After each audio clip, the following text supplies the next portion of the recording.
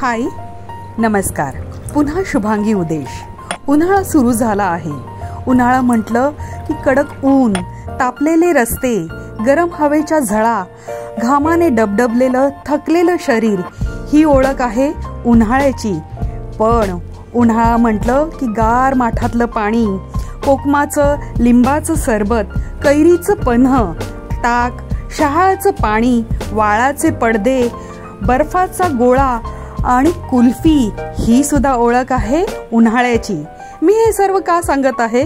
कारण आज बाजारात गेले होते, तिथून कैऱ्या घेऊन आले. त्यापासून पन्ह आणि गोड लोणचं बनवणार आहे.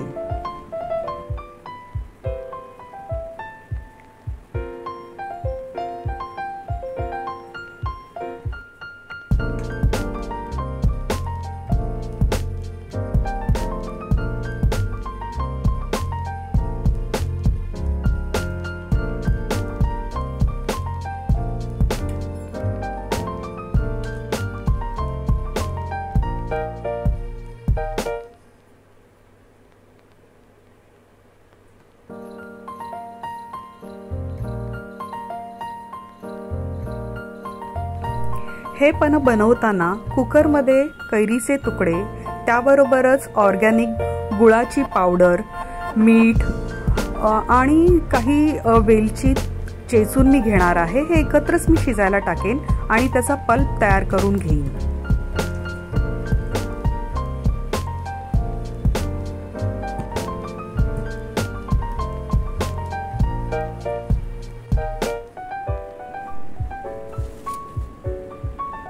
शिजताना याच्यामध्ये अर्धा ग्लास पाणी टाकून याच्या 2 शिट्या मी काढून घेईन, म्हणजे हे व्यवस्थित शिजून होईल.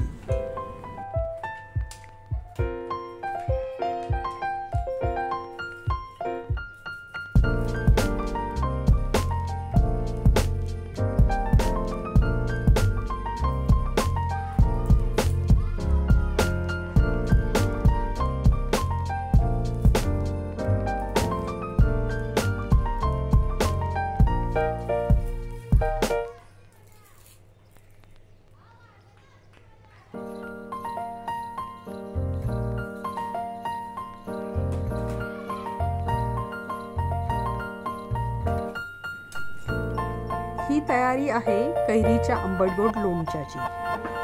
याला गूळ लागतो, हिरवी मिरची लागते, कढीपत्ता लागतो, कैरीचे तुकडे तर आहेतच, शिवाय मसाल्यांमध्ये आपल्याला मेथी लागते, राई, जिरं, हिंग, हळद आणि तिखट लागतं. ही रेसिपी माझ्या आईने मला शिकवलेली आहे आणि वरचेवर मी करतही असते.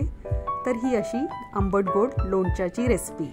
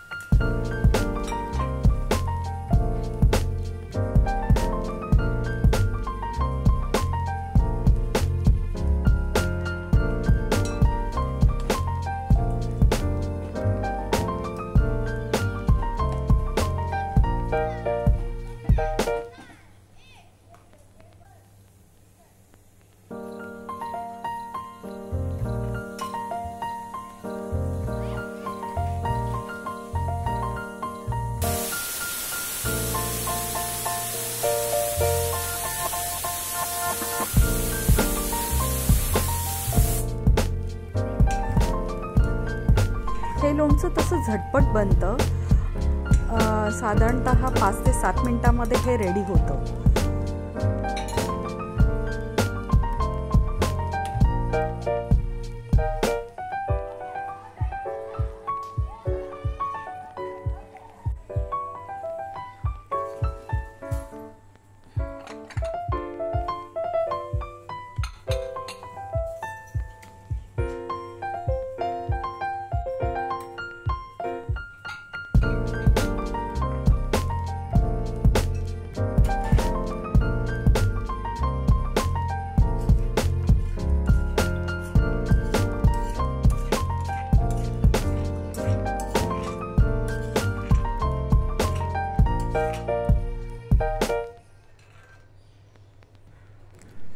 हे लोणचं झटपट बनतं सुद्धा आणि जास्त काळ टिकतं सुद्धा.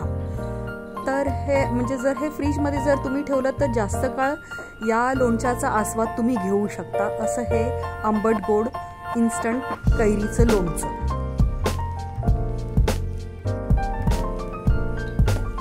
बरं, ह्या ज्या कैरीचा बाटा किंवा ही जी कोय उरलेली आहे ही मी स्पेशली ठेवून देते, कारण सुकटवणीमध्ये हे घातल्यावर फार छान लागतं. तर मी नेहमीच हे ठेवून देते. हे जेव्हा जेव्हा मी सुकट वगैरे बनवेन त्याच्यामध्ये हे मी वापरेन.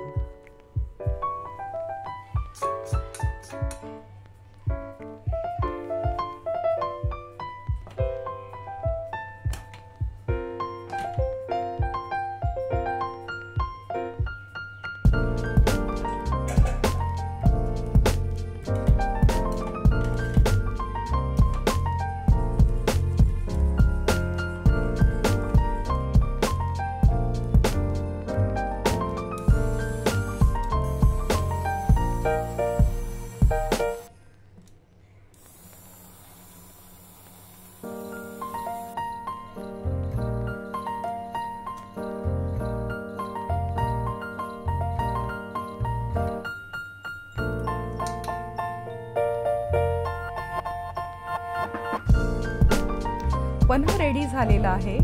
पन्हासाठी मी ऑर्गॅनिक गुळाची पावडर वापरली होती ब्राऊन कलरची, त्यामुळे पन्ह्याचा कलर ब्राऊन कलरचा झाला आहे. पिवळसर गूळ वापरला असता तर पिवळं पन्ह मिळालं असतं, पण ब्राऊन कलर ही छान वाटतंय.